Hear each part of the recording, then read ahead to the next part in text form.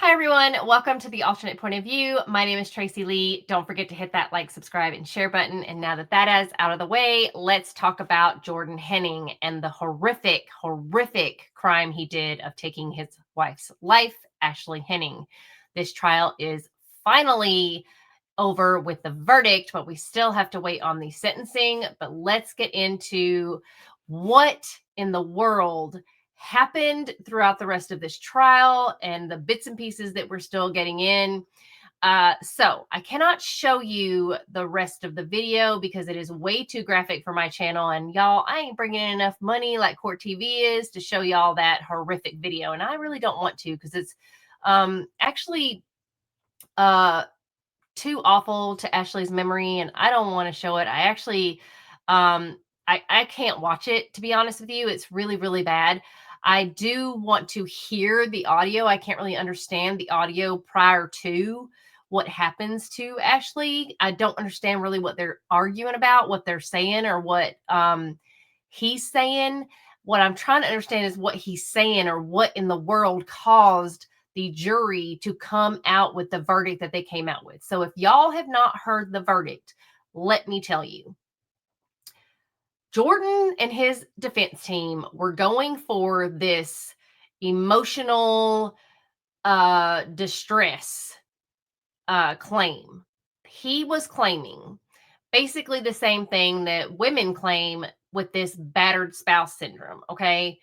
Which is a thing, okay? Women go with it all the time.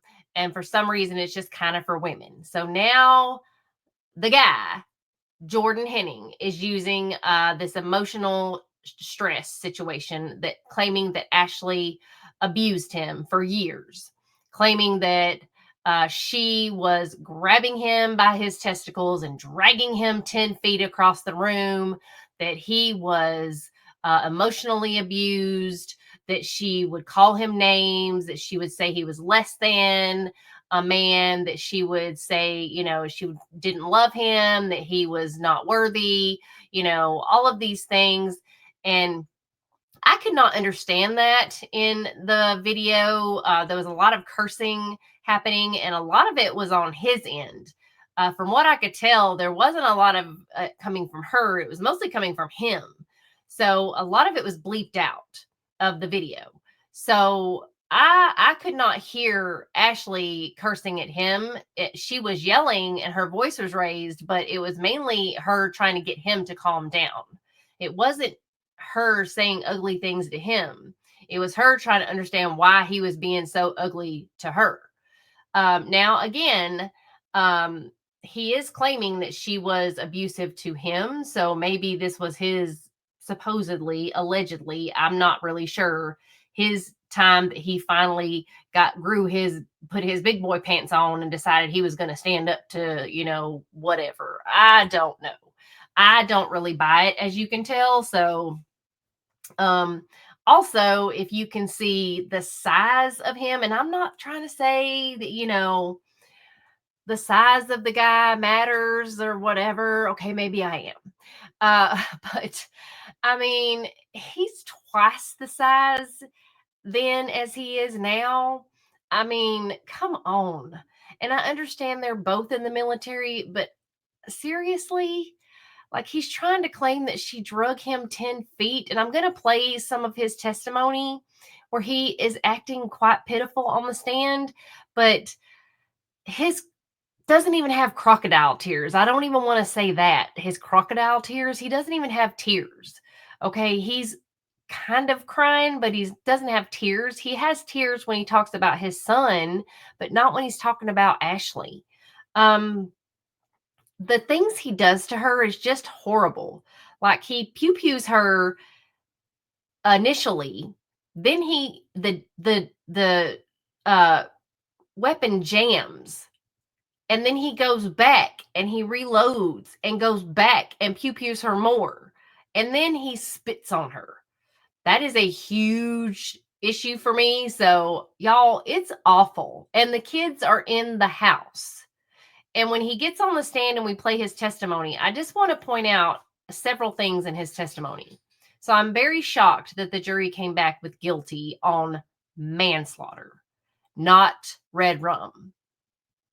So the difference between the red rum is that it was first degree, and first degree means he had time to think about it and decide whether or not he wanted to take her out. And the manslaughter means that he just kind of, I didn't really want to do it, but I did it, and it was because I was under stress and duress, and um, I didn't mean to do it, and I was just upset, and I snapped. Um, but that's not really the case. He had time to think about going to reload the weapon. He could have saved her. I don't know where she was shot or how many times necessarily. You can hear how many times the weapon goes off, but you can't. I'm sorry, it doesn't just go off. Let me correct that. How many times he fires that weapon. Um, but you can hear her moaning in the video. So she's still alive. Whether she would have survived, I don't know, but he could have called 911 and he did not call 911. Instead, he goes and reloads the weapon and continues to pew pew her until she is no longer breathing. So, no, that is first degree. I'm not really sure what world this jury lived in or what this defense team did to convince them otherwise, but clearly it was getting that professional psychiatrist on the stand that got up there and said that, he was going through some stuff. Also, I just want to point out, okay, this is my opinion and this is the alternate point of view. So this is my alternate point of view. I personally think that we as a society have gotten so soft on this whole mental health shenanigans that because we have gotten that way, now everything's a mental health issue. And I've said this in previous videos before that we are using mental health as such a crutch in cases that now we are using it for every case. Everything is a mental health issue. Everything. So now we can use mental health as our reasoning for why things are happening and why we're doing things and committing crimes. And I'm talking about serious crimes like Carly Gregg. I get she was 14, but this little girl sneakily did everything she did when she did this to her mom. So all of the cases that we're seeing today, all of them are using mental health as a reason for why they did it. Never mind the fact that they coldly and calculated did these things that they're doing, like this guy. This guy literally took his wife's life with his children in the house and didn't think twice about it. As a matter of fact, he went and reloaded and did it again. So, no, this is not a mental health thing. This is someone who did this without thinking twice about it. He just went and did it. So, um yeah, no. I just feel like there's something going on more than mental health. I think people are doing this and using mental health as their crutch to do it. So, there was a professional that got on the stand and spoke on Jordan's behalf. And then Jordan took it a step further and thought, oh, wait, let me get on that witness stand and defend myself even further. A lot of experts out there said that was the dumbest idea ever. Clearly, it was not. Clearly, that worked on his behalf. He had an expert get up there and speak for him, which I didn't think the expert did that great of a job from what I heard from the expert. And I'll play a little bit from the expert. I'm going to play part of Jordan's testimony, and then I'm going to play the verdict, and you're going to see the satisfaction from the side on the attorneys' faces. I just feel that this trial was a complete and utter farce.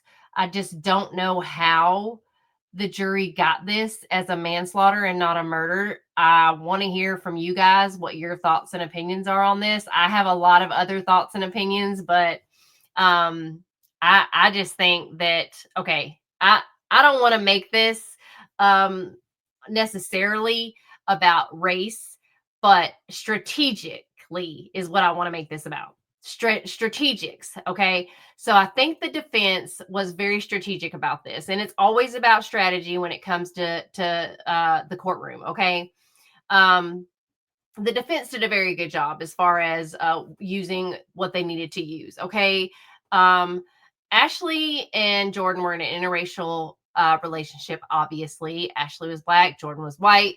Um, what would have made strategy even better is if Jordan had a black attorney. That would have been the best strategy, but they didn't do that. He had a white attorneys, but what he did have was a black psychologist. Got up on the stand, defended Jordan, and said, "You know what? This was emotional distress." And then not only that, but the psychologist even was in the military, and he said, "Hey, my experience in the military, this is how we're trained, this is what we do." He was just doing muscle memory. So not only was he suffering emotional distress, but he also was doing what he was trained to do by going and reloading the weapon. Da da da da. So yeah, he was relating to Jordan, also saying this is Jordan, what Jordan was going through. So he was doing that, and also being a black guy, and he's why would a black guy defend a white guy who just killed his black wife? Just saying. So strategy wise, that was a good call on their part. So you always have to think strategy. This is how this is working. So Ashley was totally forgotten in this entire situation. And then I'm just gonna say, like I said in the last video about this case, Ashley's friend honestly didn't help her. It actually hurt her a lot. I don't think that her testimony did her any good. Her friend, as passionate as she was about Ashley, didn't do any favors for Ashley. Ashley was totally and utterly forgotten about. Um, and I feel horrible for her family. I feel that I could see on the sides of the court TV the panel that the kids did testify, and it's sad that the kids' testimony. I don't know if they testified in person or if it was just through deposition, but the kids' testimony was clearly put aside. I could see on the court TV board that it was saying that the daughter testified that she could see outside the window what was happening. Um, and I guess the jury just totally bypassed that, and they believed what Jordan was saying. So I think it's really sad that Ashley has been painted to be some sort of physical and mental abuser. And I think it's terrible that she was her life was taken in this horrible way. And uh, this video is out there, and now she's been completely and utterly diminished even further in the courtroom. And I just want you to know that this manslaughter conviction, the max is 20 years. So not only has Ashley been taken, her life has been taken, her kids are without their mother, uh, but he's only gonna get maximum 20 years. So um, but let's go into these videos. I want to show you what the psychologist, I believe he was saying. Yeah, psychologist Jordan Henning, Jordan Henning, psychologist, said,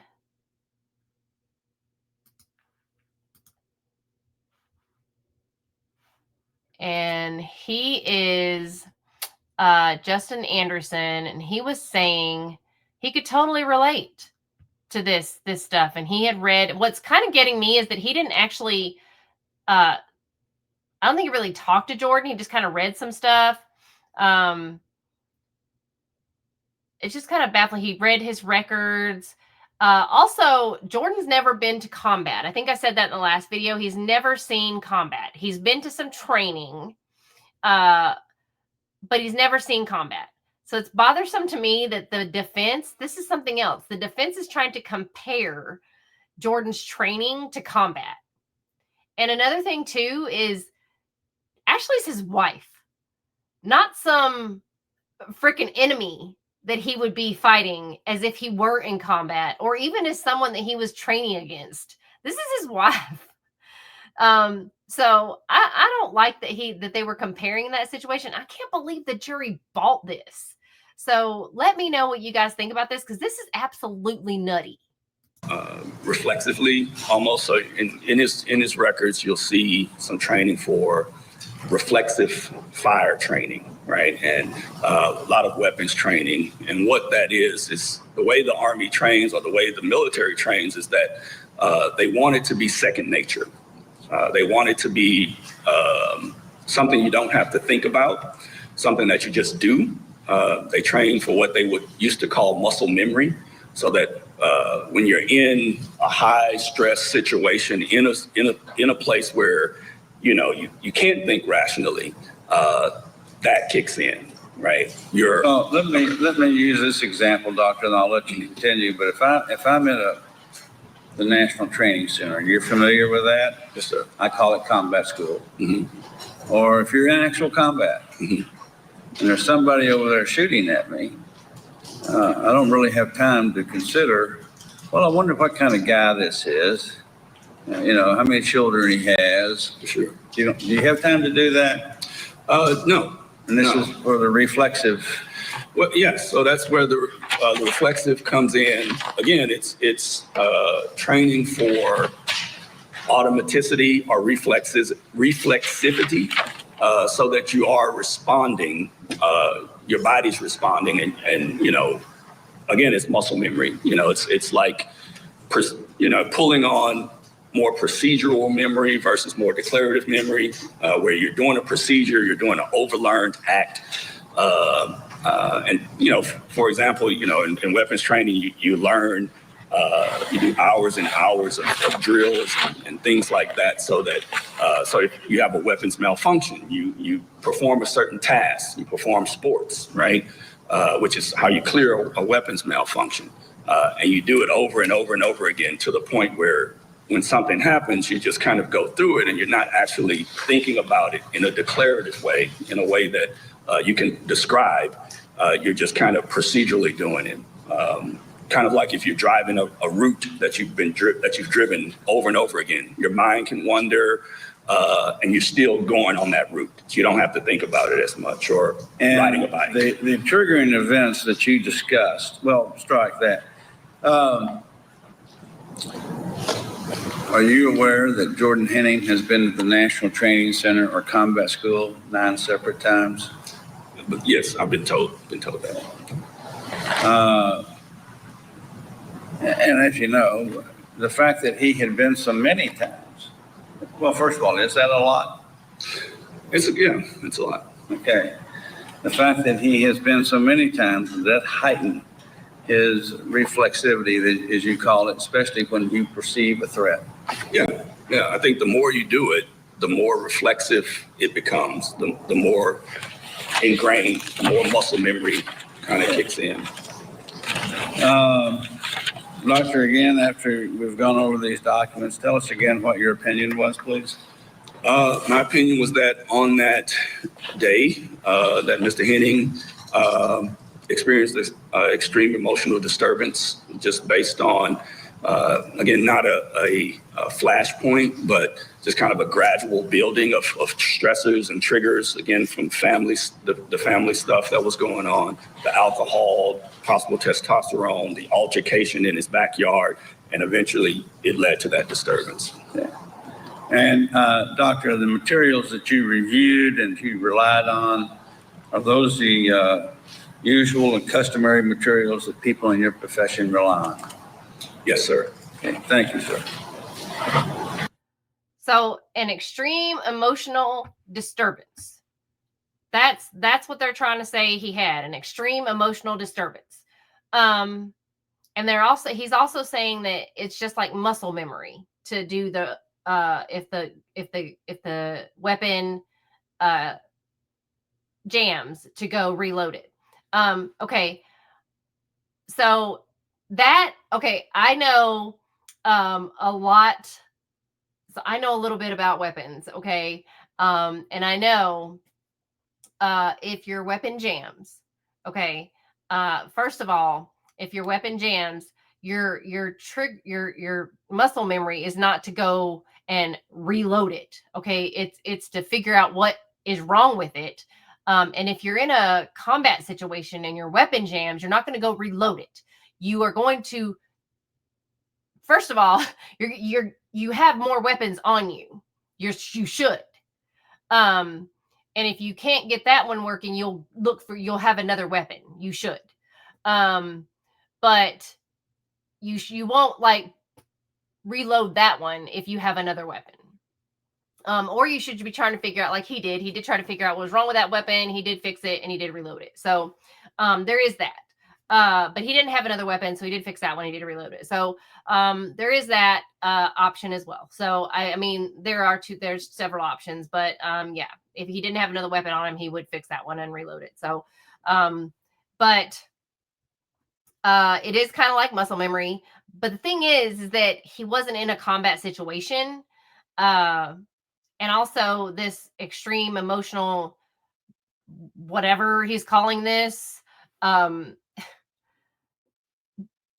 Jordan, again, their relationship, it didn't look like they were having anything other couples don't have. And they were also fussing about a slip and slide. I thought this was a light switch situation she was talking about, or a lamp or something in my last video, because I can't really understand what they're talking about.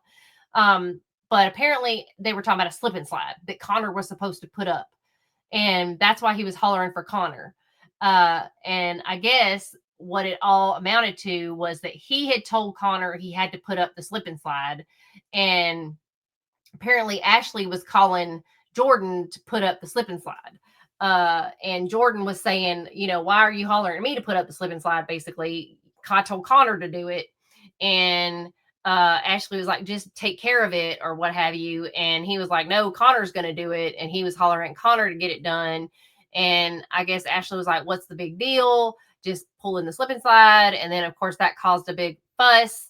And I guess, so here's the bottom line. Ashley's two other kids are hers and someone else's, and Connor belongs to her and Jordan. And I guess Jordan has one way of how he wants to raise Connor, and Ashley's got another way, whatever. But Jordan is a little strict on Connor. And so he wanted Connor to follow through with what he told him to do. And so he was trying to get Connor to pull in that slip and slide. So that's why he was hollering at Connor and telling him to get down there and get that slip and slide. Ashley didn't see what the big deal was. And Jordan saw what the big deal was. And that's what the argument started about. So I don't really know, but at the end of the day, it was, one parent wanted one thing done. The other parent didn't see what the big deal was. She was just ready to get the cleaning done and go to bed.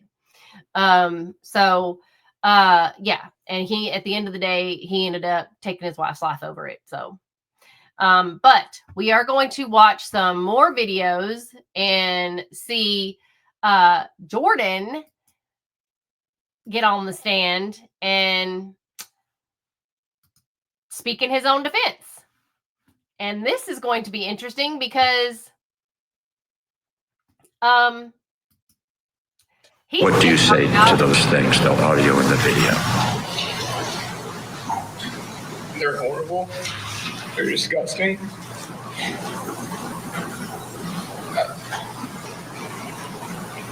I destroyed lives that day. And okay, I just also want to point out the difference. Like, I don't even recognize this guy.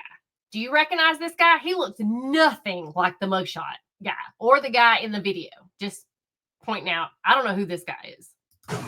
the people I loved, and I can't bring that back, and I can't fix this situation, and I'm sorry, and I know that'll never be enough. Okay, I'm sorry. I took the life of my wife. I'm sorry. Okay, maybe y'all can understand some of this, but I cannot. Broke, that he snapped after suffering years of emotional and physical abuse at the hands. He pushes her. I don't see anything where she's doing anything to him. of his wife. He's claiming extreme emotional disturbance, hoping to either get an acquittal or a lesser charge, something like manslaughter in this murder trial. Let's go back into the courtroom now. We're picking it up where we left off. Henning is talking about that birthday party where everything seemed normal. His parents called to wish his wife a happy birthday, sang her a song, and then this. Everybody's kind of in their own vehicles. It's starting to get dark. And so. At any point did you try to make a gesture of affection to Ashley? I did. When my parents called, she was sitting on the back porch. And she was out there with Jessica and, if I'm not mistaken, Dakota and Andrew, Jessica's son, came out with us. But I tried to rub her shoulder. She kept shrugging me off. Touch me, that kind of thing. And that's, I believe, the time that I tried to touch her then. You had talked about sex previously in your in testimony, but apart from sex, was there intimacy in this relationship, affection? No, Ashley, she wasn't. Her love language was acts of service and quality time, and so it was really hard at times for us to connect, especially with mine being physical touch. She just a lot of times just didn't want to be touched, so we weren't really physically intimate. What did she say when you did try to touch her that evening? Get off me. What happened next? I took that phone call. Everyone was congregating in the driveway. We were talking about Jessica's wedding that was coming up. And my general had a rule, and I truly believe and followed this, that not business casual isn't the same for everybody. Some people it's jeans, some people it's khakis. It's, suit and tie or suit without a tie. And so I was showing her, she was the bride, wanted her permission. Hey, is this okay? And it was pictures of me and Ashley, and just outfits we had worn. I was like, hey, is it okay to wear this kind of stuff to your wedding? Like, because I don't know, it was in another state, so I didn't know what would be allowed or what she preferred. It was her day. And she was like, no, that one's fine. I forget which one she pointed to, but she was like, that one's fine. Everyone starts to get in their car. And I walk over to Ashley, and, we're waving and we're saying our goodbyes. And I put my hand up on her neck and her shoulder again. And she shrugged me off. She's like, stop touching me. Okay. And that's where you hear her start to go into the house on the video. And that's the events that followed. We go into the house and we start cleaning up. And, I told her, I was like, hey, I just want to, what do you want me to clean up? Like, I just want to do something nice for you. Like, it seemed like you accept I just remember thinking like you accept everybody else's love and gifts and everything else, but like constantly rejecting me. And, I asked her, I was like, hey, please let me do this. Let me serve you. She told me just clean something up. And so I go down to the basement. I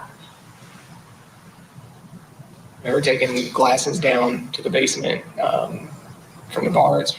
We had a lot of stuff, a lot of that stuff. And then I remember hearing her screaming my name. I was just thinking, what did I do? What did I do now? And she was saying about this slip and slide that we talked about with Carter and the kids earlier that day, that, hey, if you're going to bring it out, and we all agreed, me, her, and him, that, hey, if he's going to bring this out, he needs to put it away. She wanted to do it for him, and I wasn't okay with that. Like, no, we agreed on this. Like, his parents were supposed to be united, and I was upset at her for just overriding me. It's just she overruled me on everything, it felt like, and so I started yelling for Carter, and he's up in the shower, and he's on a whole nother floor. You got Tyler playing his computer, playing his Xbox, and Carter's in the water, and so I'm yelling loud, and yes, I was upset, and I was yelling, and when we go outside, Carter, I'm trying to show him like, hey, this is where I was pointing to the drain spout on this slip and slide because it would collect water on the end of it, and she's out there with us, and that's. I kept telling him, he was like, where is it? Because it's getting dark. And I was like, it's right here. I was like, I was frustrated. And that's when she grabbed me around my balls and started smacking me. And I started telling her, let go, stop, please, let go. And I'm yelling at her. And she's pulling me from where the slip and slide was set up over to kind of the porch area. And as she's pulling me, I went to reach out for the banister, and I didn't grab the banister. I grabbed Carter, and somehow he ended up in between us, and I heard him scream. I had finally gotten a hold of her wrist, and I pried her off of me, and I restrained her wrist up by her head, and I said, stop. And she had told him to go get Jimmy. We're arguing, and Jimmy comes over and starts screaming at me, get off of her. And when I finally let up and let go of her wrist and stood up, he shoved me down onto my steps. And I just remember thinking, like, dude, you don't even know what's going on. Like, you don't understand even how we got to this point. Like, what are you attacking me for? I wasn't sitting on top of her, hitting her. I wasn't hurting her. I was just holding her wrist down. And when he shoved me down, she told him to run. And I don't know. I just took off after him. Like I was upset. I was mad. And Upset and mad, and So, I don't know how many women are going to how many moms are going to grab their husband's testicles unprovoked in front of their children. And I also don't know how many neighbors are going to, okay, so just look at this guy and look at his wife. I mean, I'm not saying a wife doesn't do that or wouldn't abuse their husband. I'm not saying that at all. I'm just saying, like, it didn't seem that serious that she would grab him that way in front of their child. And I'm sorry, I said his name wrong. Carter is his name, not Connor. I'm so sorry. But and also I want to point out, again, I've said this in the last video, I'm shocked that they're using the children's names in court on television as well.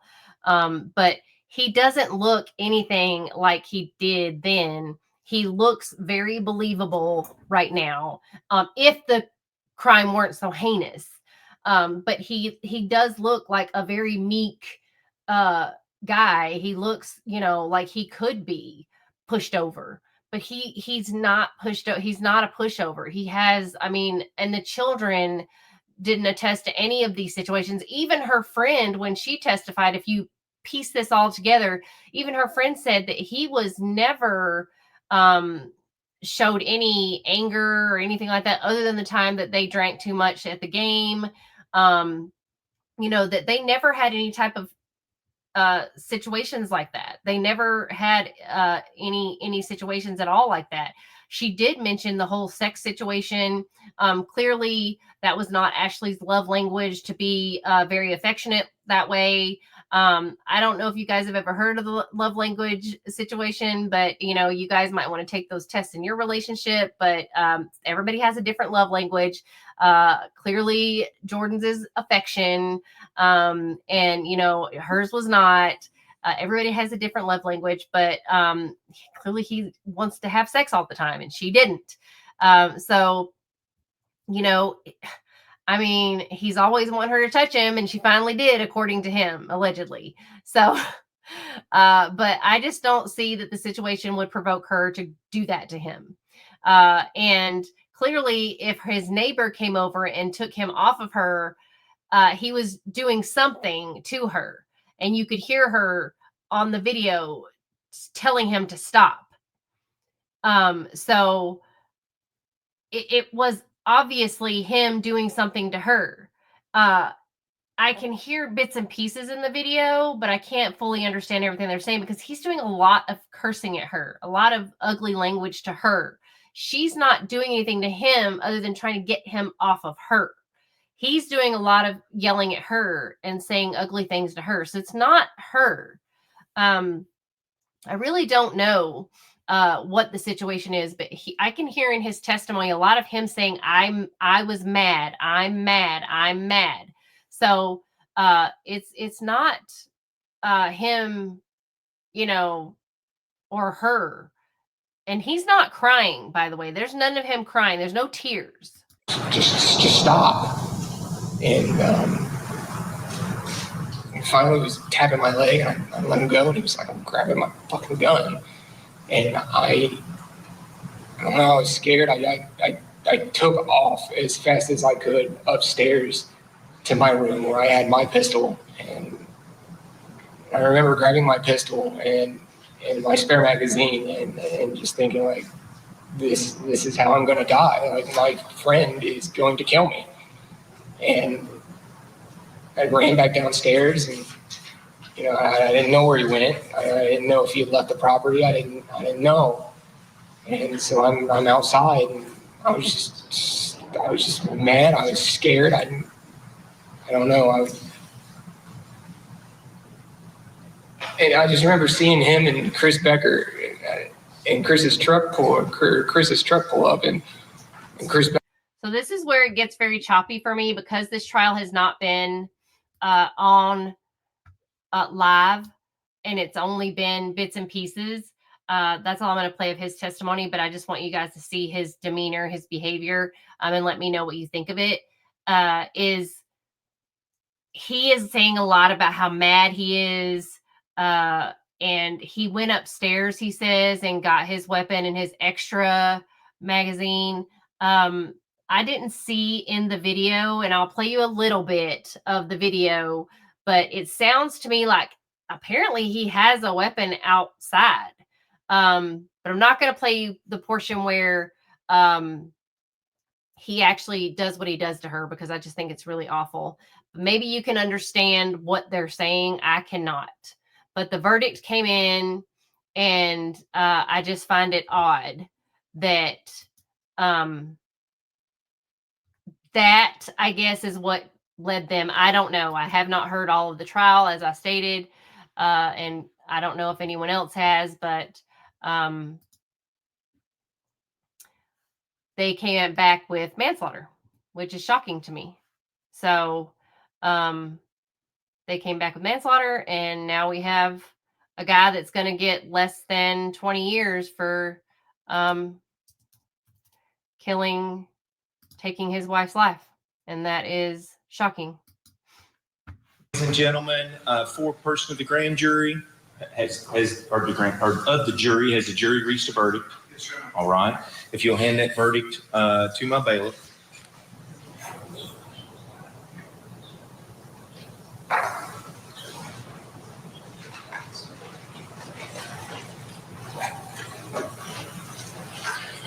And before I read the verdict, is this verdict unanimous for all 12 jurors?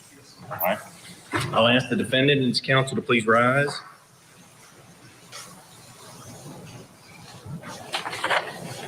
I want to caution everyone again, there will be no outburst. It's inappropriate for any parties, counsel, anyone else in the courtroom to react in any way to the verdict. So I'm looking back on page 11. We, the jury, find the defendant guilty of first-degree manslaughter under instruction number 6, signed by the foreperson. Again, let me ask you, foreperson, did I read that correctly, and is that all 12 jurors agree with that verdict? All right. You may please be seated. Counsel, if anyone would like to review the verdict. So even the judge is like, did I read that correctly? Because he's just like, I I mean, because I mean, so I don't know if y'all heard, but during the trial, the defense tried to get the judge to recuse himself. The defense, obviously, as all defenses do, tried to get a mistrial. I mean, they have tried everything they can to get this trial to get thrown out, to get the case dismissed, to get all the things, right? Because they want this guy acquitted. They want him off. But the jury did exactly what they wanted to do. They wanted him acquitted, but they got him on a lesser charge, which is absolutely baffling. But now this happened at almost 4:30 in the afternoon. So in Kentucky, they normally go straight into sentencing, but they decided to wait this out. So we're going to go into the actual video of what occurred. So Ashley, as you can see, is a beautiful person. I mean, she was fun. I mean, it just is so sad to see the life that he took. So I'm shocked. I'm baffled.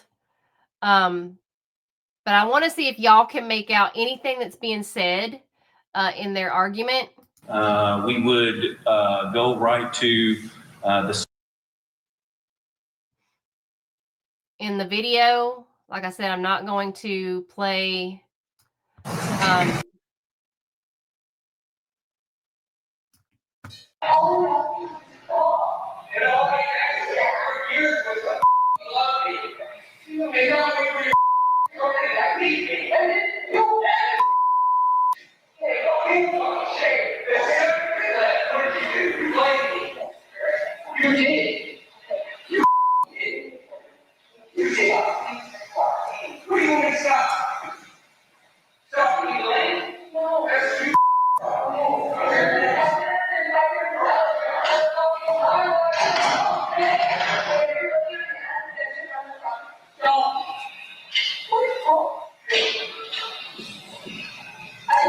Okay, so I don't know if y'all hear that, but it sounds like he is messing with the weapon right there. It sounds like he's messing with the like racking it back and forth. So it seems like she might know he has it.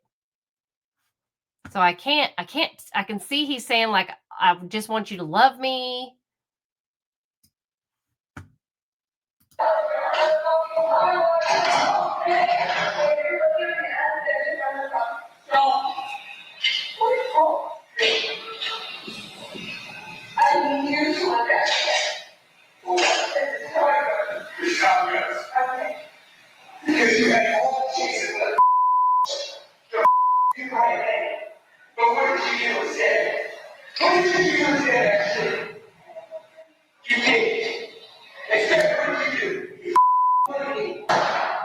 Okay, so that's all I'm going to play of that because I don't want to show anymore. But it sounds like, he's telling her he just wants her to love him. And she's asking him to stop. I can't really tell what they're arguing about, what they're fussing about. So if any of y'all can hear or break that down, let me know in the comments. But I think whatever they're arguing about, whatever they're fussing about, maybe obviously the jury could hear in the courtroom. So there may have been something that was said in those arguments that the jury felt or thought that something was said that made them think that maybe he was possibly had some abuse in the past, or maybe that there was other things that led them to believe that they had some prior arguments in the past that I don't know. You guys tell me. Regardless, if that was the case, I have to say it did not lead up or bring to this result. So I would love to hear y'all's comments, your thoughts on the other testimony from her friend, if you thought that may have also impacted this verdict, the manslaughter verdict, if you think that Jordan's testifying for himself helped this verdict, if you think the psychologist getting up there, what do you think about this whole defense? Just tell me. And also, I feel for Ashley's family, y'all. I really, really do. I think this is awful. And I feel for her children. I just think this is awful. And I think that, this is sad. I mean, y'all tell me, what would you think? And like I said, we're only seeing this in bits and pieces. We don't have the entire trial. We don't know what the jury heard fully. We don't know everything. But regardless, what we're seeing, Ashley did not deserve this to happen to her. And just the parts that we've seen, the fact that Jordan could have saved her. Jordan could have called 911. He could have called and at least got her an ambulance. Somebody got her. He could have gotten her help instead of going back. He had that split second, and that's all it takes, y'all. It's all it takes as far as first degree is concerned. It only takes a second for them to decide, if they're going to finish this or if they're even going to do it in the first place. That's what first degree means. So that is why they could have given him first degree, but instead they gave him manslaughter. So y'all let me know what you think about the situation. Do you think that her friend hurt or helped? Do you think that Jordan hurt or helped? And do you think the psychologist hurt or helped? And what do you think? What do you think they're going to give him? Because the max is 20 years.